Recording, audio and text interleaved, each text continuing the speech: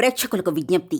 ఈ కార్యక్రమంలోని ప్రతి అంశం విషయ పరిజ్ఞానం కోసమే, ఎవరిని ఉద్దేశించినవి కావు. ఇందులో సూచనలు, సలహాలు కేవలం పాల్గొన్న వారి వ్యక్తిగత అభిప్రాయాలు మాత్రమే. ప్రేక్షకులు విజ్ఞతతో గ్రహించి వారి సూచనలు పాటించడమా లేదా అన్నది మీ వ్యక్తిగత నిర్ణయం. ఇందులో ఏ విధమైనటువంటి వ్యక్తిగత ఫలితాలకు గాని, వ్యక్తిగత లావాదేవీలకు గాని ఛానల్ యాజమాన్యానికి, సిబ్బందికి ఏ విధమైన సంబంధము, బాధ్యత లేదు. ప్రేక్షకులు గమనించగలరు. ధన్యవాదములు. నమస్కారం శ్రీ అనంతకృష్ణ స్వామి గారు. నమస్కారం.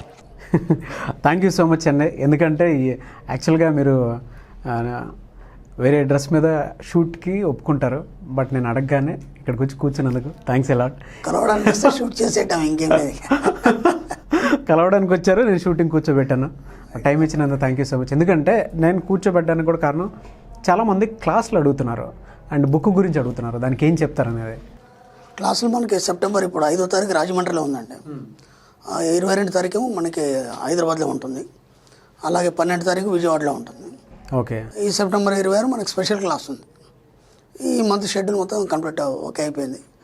నెక్స్ట్ మంత్ షెడ్యూల్ మళ్ళీ నెక్స్ట్ వీడియోలో చెప్పడం జరుగుతుంది. ఇక మనీ మంత్ర బుక్ గురించి ప్రస్తుతానికి కావాల్సిన వాళ్ళు ఒక 2 నెంబర్లు మేము ఇచ్చేస్తాము. ఆ 2 నెంబర్లకు కాల్ చేసేసి మీరు కొరియర్ ద్వారా కూడా తెప్పించుకోవచ్చు మనీ మంత్ర బుక్. అవునా? Great sir, great. ఆ తర్వాత ఇంకా మళ్ళీ ఫర్దర్ దాని ప్రయత్నాలు జరుగుతున్నాయి. అమెజాన్ నుండి దాని నుంచి పంపించాలని. ప్రస్తుతానికి కొరియర్ ద్వారా తెప్పించుకోవచ్చు. కింద కనిపించే నెంబర్లకు వెయిటింగ్ చేసినా సరే మీ అడ్రస్ కొరియర్ ఛార్జెస్ ఇస్తే మీకు బుక్ రీచ్ అవుతుంది. Thank you sir, thank you so much. దీనికోసం యాక్చువల్గా 317 మనీ మంత్ర సార్, ఎందులో ఏం చెప్తున్నారు? ఓ మంచి చక్కని స్టోరీ చెప్పుకుందామా? షూర్. అగస్త్య మహాముని ఉన్నాడు, అలా వెళ్తుంటే ఒక కొమ్మకి ఆకులకి కొందరు ఋషులు వేలాడుతున్నారు తలకిందులుగా. ఈయన అన్నాడు కదా, ఈ చిన్న చిగురుటాకులకు మీరు వేలాడుతున్నారు, అసలు ఏంటి మీకు ఇంత కర్మ ఎందుకు వచ్చింది అన్నాడు ఆయన. వాళ్ళు అన్నారు కదా, ఏం చేస్తారన్న ఆయన, మా కుటుంబంలో వంశం వృద్ధి జరగాలి, మావాడు పెళ్లి చేసుకోవట్లేదు, పూజలు పునస్కారం కూడా తిరుగుతున్నాడు, పెళ్లి చేసుకుని ఒక పుత్రుడిని కంటే అప్పుడు కదా మాకు మోక్షం వస్తుంది అన్నాడు ఆయన. ఆ ఋషులు అందరూ చెప్పారు. ఎవరైనా అంటే ఎవరుగా నువ్వే అన్నారు. ఆశ్చర్యపోయాడు ఆయన. ఓహో, మీరు మా తాత ముత్తాతలా? సరే, పెళ్లి చేసుకుంటాను, ఇబ్బంది ఏం లేదు. ఓకే, నాకు తగ్గ స్త్రీ కావాలి అని చెప్పేసి అక్కడ ఒక రాజు ఉన్నాడు, అనన్య మహారాజు అని చెప్పేసి ఒక గొప్ప రాజు. చాలా కాలం నుంచి ఆయన సంతానం లేదు. అగస్త్య మహాముని అతనికి సంతానాన్ని ప్రసాదించాడు. ఓకే. ఒక కూతురు పుట్టింది, అందమైన కూతురు పుట్టింది. పెద్ద అయ్యేదాకా చూశాడు. పెద్ద అయిన తర్వాత ఆ అమ్మాయిని పెళ్లి చేసుకుందాం అని చెప్పేసి అడిగాడు. రాజు అన్నాడు కదా, యాక్చువల్గా ఒకతే కూతురు, గొప్ప రాజు, ఒక మంచి రాజుకి ఇద్దాం అనుకున్నాడు ఆయన. కానీ ఈ ఋషికి ఎలా ఇవ్వాలని ఆయన అనుమానపడుతున్నాడు. రాజు మంత్రులు అన్నారు కదా, ఏం లేదు, ఆయన గొప్ప ఋషి, ఆయన మహర్షి, ఆయనకు అన్నీ తెలుసు. రెండోది ఏంటంటే దేవతలందరూ కూడా ఆయనకే మొక్కుతారు, శివుడు తప్ప, ఎందుకంటే శివుడు ఈయన గురువు అనమాట. ఓకే.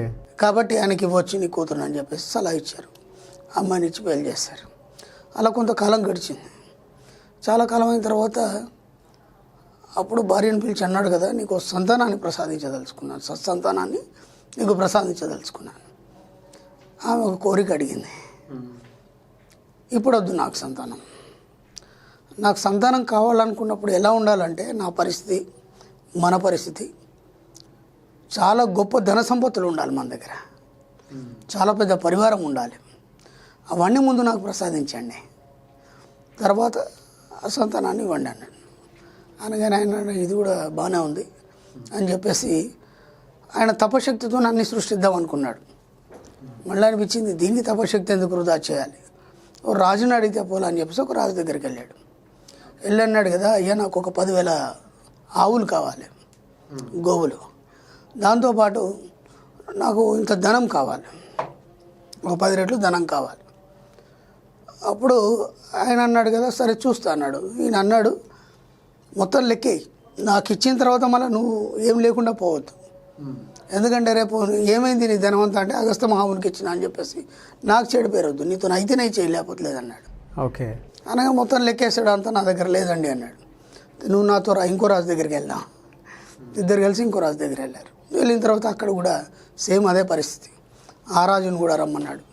అలా 3 రాజులు ఇంకో రాజు దగ్గరికి వెళ్ళి ఆ రాజు కూడా సేమ్ పరిస్థితి. 3 రాజులను వెంటేసుకొని ఇల్వళ్ళను ఒక గొప్ప రాక్షసుడు ఉన్నాడు, రాక్షస సంతతి, బాగా సంపాదించాడు ధనం సంపత్తి. వెళ్ళి ఆయన అడుగుదామని చెప్పేసి నలుగురు కలిసి వెళ్ళారు ఆయన దగ్గరికి. వెళ్ళిన తర్వాత ఆయన అన్నాడు కదా, అంతకన్నా మహద్భాగ్యం ఏముంది, నేను బ్రహ్మలకు భోజనం పెడతాను కాబట్టి భోజనం స్వీకరించి అవన్నీ తీసుకొని వెళ్ళిపోండి అని చెప్పాడు ఆయన. ఈయనకి ఒక వాతాపి అని ఒక తమ్ముడు ఉన్నాడు ఈ యొక్క రాక్షసుడికి. ఏం చేస్తాడంటే బ్రహ్మలకి భోజనం పెడుతూ, అప్పట్లో ఆ కాలంలో ఆ యుగంలో బ్రహ్మలు నాన్ వెజ్ తినచ్చు, కలియుగంలో నిషేధించబడింది బ్రహ్మలకి. ఈ తమ్ముడిని వండి పెట్టేది మాంసంగా. తిన్న తర్వాత వీళ్ళకి మృత సంజీవని విద్య తెలుసు, బయటికి రమ్మనగా పుట్ట చీల్చుకొని వచ్చేది, బ్రాహ్మడి చనిపోయేది. అలాగే అనుకుని తమ్ముడిని వండేసి అగస్త్య మహాముని కూడా పెట్టేశాడు. పెట్టగానే అంత తినేసాడు. తిన్న తర్వాత ఆయన వాతాపి జీర్ణం అని ఇలా పుట్ట మీద చేసేసాడు. ఆయన జీర్ణం అయిపోయినాడు. ఆయన వాతాపి బయటకు వచ్చి అన్నాడు వాళ్ళ అన్న, రాలేదు ఇంకెక్కడ వాతాపి జీర్ణం అయిపోయాడు అన్నాడు. మహాప్రభుని స్వామి కాళ్ళ మీద పట్టాడు ఆయన. పడగానే అప్పుడు ఈ రాజులకి అలాగే రాజులకు ఎంత ఇచ్చావో అంత రెట్టింపు నాకు ఇవ్వాలి అని చెప్పేసి ధన సంపత్తులన్నీ తీసుకొని బయలుదేరి మంచి స్వస్థంతనాన్ని కన్నాడు ఆయన. ఈ స్టోరీ వల్ల మనకేం తెలిసింది అంటే ఒక సంతానం కనడానికి కూడా అప్పట్లో స్త్రీలు ఎంతగానో ఆలోచించి. అవును. అమ్మ పేరు లోపముద్ర, అగస్త్య మహాముని భార్య పేరు లోపముద్ర. అంటే లోపముద్రని ఎందుకన్నారంటే ఆమె జీవితంలో ఏ చిన్న పని చేసినా ఎక్కడ కూడా మనం లోపం చూడడానికి లేదనమాట, అంత పర్ఫెక్ట్గా ఉంటుంది. సంతానం విషయంలో ఎంతో గొప్పగా కోరింది ఆమె. సంతానం కావాలన్నప్పుడు ఆ సంతానానికంటే ముందు మనం ధన సంపత్తులతో కూడి ఉండాలి. అప్పుడు ఏమవుతుంది, యాటిట్యూడ్ అంతా సంతానానికి వస్తుంది. వాడు గొప్ప మహారాజు అవుతాడు, వాడు ధన సంపత్తులతో కూడి ఉంటాడు. మనం దరిద్రం ఆలోచనలతో మనం సంతానం కన్నాం అనుకోండి, ఆ జీన్స్ మీద ప్రభావం ఉండి పిల్లలు కూడా అలాగే ఉంటారు. ఇది కాబట్టి ఎటు నుంచి ఎటు చూసినా సరే మన సబ్జెక్ట్లో డబ్బు సంపద ఐశ్వర్యం అనేది మాత్రమే మన పురాణాలు మనకు చెప్పబడ్డాయి. కానీ ఏమైపోయిందంటే ఈ కాలంలో పురాణాలని కనుమరుగైపోయి చెప్పేవాడు లేక, ఈ యొక్క ఆధునిక యుగంలో అసలు ఎలా బతకాలని తెలియక, ఎలా జీవించాలి, సంతానాన్ని మనం ఏ విధంగా మనం ఇచ్చేయాలి, వృద్ధి చేయాలి, వాళ్ళకి ఏం నేర్పాలని తెలియక ఏదో రకంగా వాళ్ళు జీవితం గడిపించేసి చాలా ఇబ్బందులు ఎదురవుతున్నాయి. కాబట్టి సంతానం కనాలంటే కూడా ముందు నువ్వు డబ్బు సంపద వృద్ధి ఉన్న తర్వాత అప్పుడు సంతానాన్ని కనమని ఇంత స్పష్టంగా చెప్పారు మనకి. పురాణాలన్నీ మనకు చాలా చక్కగా వివరించాయి. వాటిని చదవాలి, పెద్దల దగ్గర వినాలి. ఎప్పుడు మన పనులు యూట్యూబ్లు వాట్సాప్లు కాకుండా అప్పుడప్పుడు పెద్దవాళ్ళ దగ్గర వెళ్ళి ఇలాంటివి వినాలి, చాలా గొప్పగా ఉంటాయి. కాబట్టి ప్రతి దగ్గర కూడా మన వేదాలు కానీ పురాణాలు కానీ ఇతిహాసాలు కానీ డబ్బు సంపద ఐశ్వర్యంతో కూడి ఉండమని చెప్పాయి. అక్కడ కూడా గతంలో కూడా చెప్పుకున్నాం. రాముడికి వశిష్ఠుడు ఏమన్నాడు, ధనమూలమిదం జగత్, ఈ యొక్క రాజ్యం నడవాలంటే ముందు ధనాన్ని సంపాదించు రామ, తర్వాత మిగతా అని అన్నాడు ఆయన. కాబట్టి ప్రతి దగ్గర మన ఋషులు కానీ యోగులు కానీ అందరూ కూడా, స్త్రీలు కూడా మహాపాతివ్రతలు ఉన్నారు, వాళ్ళందరూ కూడా మనకు అంత గొప్పగానే చెప్పారు. వాటన్నిటిని మనం విస్మరించి ఈ యొక్క దారిద్ర్యాలను అనుభవిస్తున్నాం. ఇక నుంచైనా సరే ఒక్కసారి వినడానికి ప్రయత్నం చేయండి. దాంతోపాటు డబ్బు సంపద ఐశ్వర్యంతో కూడి ఉండండి. ఇదే వీడియో కంటిన్యూస్గా వింటారు సార్. లేదు, నిజం. మనకు ఉండేటువంటి ఆలోచనలు ఎప్పుడైతే మార్చి ధనాన్ని సంపాదించుకొని దాని తర్వాత మనం ఏదైనా ప్లాన్డ్గా చేసుకుంటే ప్రతి దగ్గర అవే చెప్పారండి. మనం వాటిని విస్మరించాం అంతే, ఇంకా చెప్పేవాళ్ళు లేక విస్మరించాం, తెలియకుండా పోయింది. అసలు అన్ని కథల రూపంలో కానీ పురాణంలో గొప్ప గొప్ప ఋషులు మహానుభావులు అందరూ కూడా ధన సంపత్తి కలిగిన వాళ్ళే. కాకపోతే వాటికి దూరంగా ఉన్నారు. ఎందుకున్నారు, వాళ్ళ యోగ సాధన వేరు, లోక కళ్యాణం కోసం చేసే సాధన వేరు. అవన్నీ ఉన్నా అతను స్థితప్రజ్ఞుడుగానే ఉన్నారు వాళ్ళు. కాబట్టి మనకు అంత గొప్ప గొప్ప జ్ఞానాన్ని అందివ్వగలిగారు. Great sir. అండ్ ఇదే వీడియోని రిపీటెడ్గా వింటారు చాలామంది. ఒక మంచి పురాణాల్లో ఉండేటువంటి ఒక మంచిని ఇక్కడ మీరు తీసుకుందాం. ఇంకా కొన్ని వీడియోలో కూడా మనం మంచి పురాణాల నుంచి తీసుకొని మంచి మంచి స్టోరీస్ చెప్తాం. అవునవును, ఆలోచన విధానం మారుతుంది. ఫస్ట్ మనకేంటంటే ఎక్కువ పురాణాలు ఇతిహాసాలు వాటి మీద కూడా అవి ఎక్కువ జనాలు వాటిని పట్టించుకుంటారు కాబట్టి వాటి ద్వారానే మనం ఈ సబ్జెక్ట్ని చెప్తాం కొన్ని. డెఫినెట్గా సార్. అయితే క్లాసెస్ గురించి చాలామంది అడుగుతున్నారు కాబట్టి మళ్ళీ ఒకసారి అడుగుతాను. క్లాసు దాని తర్వాత బుక్ గురించి ఒకసారి క్లియర్ చేయండి సార్. మనకి ఇప్పుడు ఈ సెప్టెంబర్ 5కి మనకు రాజమండ్రిలో క్లాస్ ఉందండి. సెప్టెంబర్ 12కి మనకు విజయవాడలో క్లాస్ ఉంది. ఆ తర్వాత 22కి మళ్ళీ హైదరాబాద్లో క్లాస్ ఉంటుంది, రెగ్యులర్ క్లాస్ ఇవన్నీ. మనకు సెప్టెంబర్ 26కి ఏమో స్పెషల్ క్లాస్ ఉంటుంది. స్పెషల్ క్లాస్కి మ్యాక్సిమం ఎంత వీలైతే అంత తొందరగా ఎన్రోల్ చేసుకోండి. ఏమవుతుందంటే ఎప్పుడు కూడా హడావుడి అవుతుంది, చూద్దాంలే చేద్దాంలే అని చెప్పేసి చివరి టైంలో ఎక్కువ క్రష్ అయిపోతుంది. ఎందుకంటే చాలా దూరం నుంచి వచ్చే వాళ్ళు ఉంటారు, మళ్ళీ వాళ్ళు రిజర్వేషన్స్ అవన్నీ చేసుకోవాల్సి ఉంటాయి. కాబట్టి ముందుగానే మీరు ఎన్రోల్ చేసుకుంటే మీకు సీట్లు దొరకడం అనేది ఉంటుంది. ఎందుకంటే సీట్ దొరకదు కూడా, ఎందుకంటే చాలా ఇప్పటికే ఫుల్ అయిపోయినారు. ముందు చేసుకున్న వాళ్ళకి ప్రిఫరెన్స్ ఇవ్వడం జరుగుతుంది.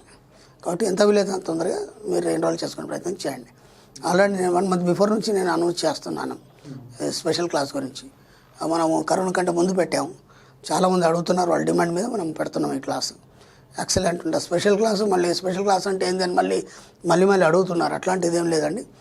ఈ క్లాస్లో చెప్పింది మన రెగ్యులర్ క్లాస్లో చెప్పింది స్పెషల్ క్లాస్లో ఏమి ఉండదు, కంప్లీట్ డిఫరెంట్ ఉంటుంది. అలాగే చాలా డెప్త్గా ఉంటుంది సబ్జెక్టు. అది ఫస్ట్ ఒక రెగ్యులర్ క్లాస్ అటెండ్ చేస్తేనే మీకు ఈజీగా అర్థమవుతుంది. డైరెక్ట్ దానికి వస్తే మీ జ్ఞానాన్ని బట్టి సంతోషం, అంతకంటే ఏం లేదు. నా సలహా ఏంటంటే ఒకసారి రెగ్యులర్ క్లాస్ అటెండ్ చేసి స్పెషల్ క్లాస్ అటెండ్ చేసే ప్రయత్నం చేయండి. అయితే మీకు కరెక్ట్గా మైండ్లోకి ఎక్కుతుంది. డెఫినెట్గా sir. Thank you so much Shri Acharya Anantakrishna Swami గారు. థ్యాంక్ యూ అండి.